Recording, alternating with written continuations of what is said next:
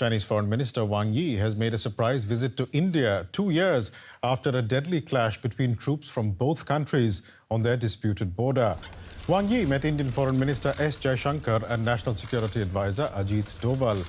The visit comes in the backdrop of a slump in bilateral relations. A slump caused by a deadly clash between troops of both nations. In May 2020, India accused China of breaking border agreements and intruding into India's claimed territory in the northern Ladakh region. Soldiers remain deployed along the border and attempts to disengage haven't yet been successful. Here's a quick recap of events. A remote mountain region where superpowers have faced off for decades. The yellow line marks the boundary, around 3,500 kilometers long, between India and China, known as the Line of Actual Control, or LAC. It's not a hard border. The two countries have never agreed on where it should lie. Tensions spiked in May 2020. Both sides assembled troops in the area amid reports that Chinese soldiers had set up camps on territory claimed by India. China ordered its military to prepare for, quote, worst-case scenarios. A month later, the two sides clashed in the Galwan Valley. 20 Indian soldiers were killed. China confirmed 4 dead, a number that's been disputed. India's Prime Minister responded aggressively. India wants peace, but if provoked, we are capable of giving an appropriate response.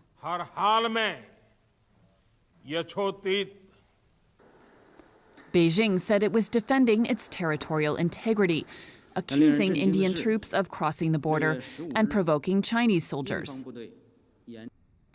Since the Galwan incident, Chinese and Indian officials have met for several rounds of talks aimed to de-escalate tensions. In February 2021, they agreed to a coordinated pullback. The Indian military released footage of Chinese soldiers emptying out camps near the disputed border and said it was conducting similar actions. Both sides claim the other is building up defensive positions to fortify their territorial claims, as mistrust continues between the nuclear-armed rivals.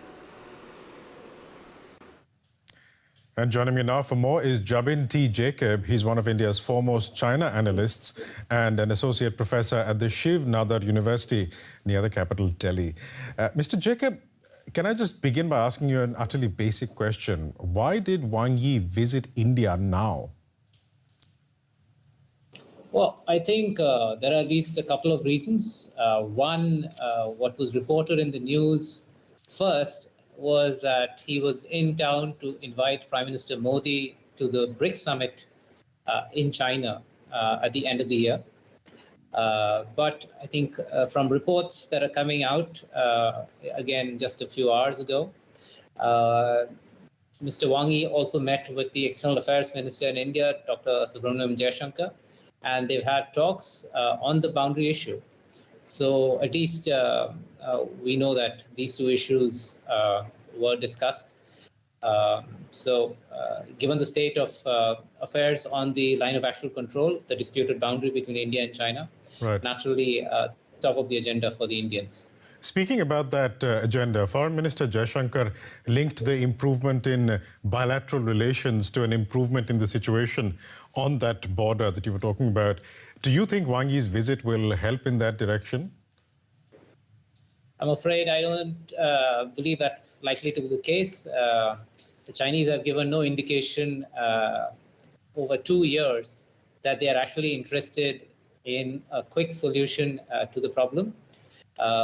We are yet to understand what it is that caused the Chinese to engage in these transgressions in the first place. The Chinese violated decades worth of bilateral agreements, international law, with their transgressions in the summer of 2020.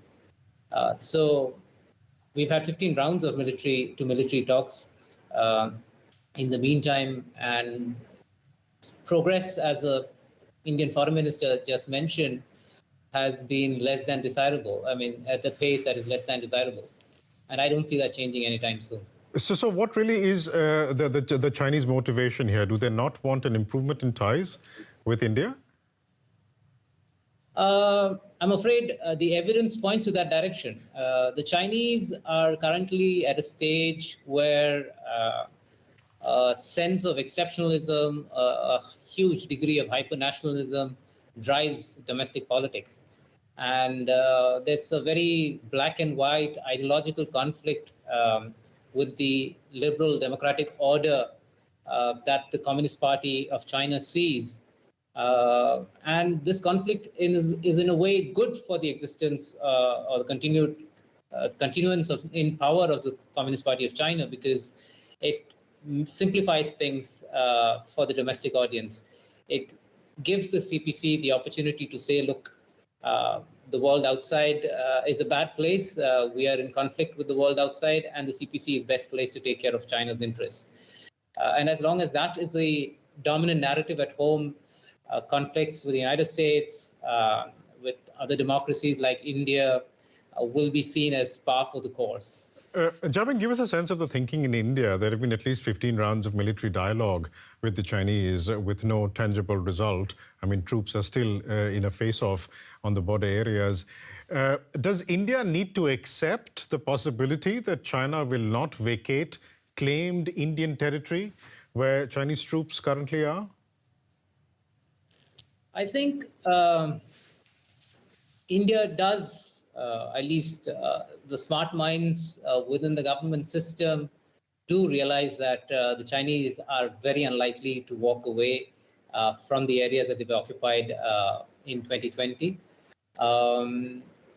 But the narrative on this side, on the Indian side, is that, look, we've had situations like this before.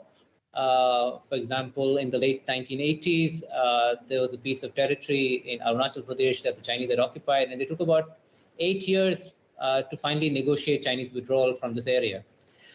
So the Indians currently, I think, labor under the impression that this is likely to be the case also in this instance.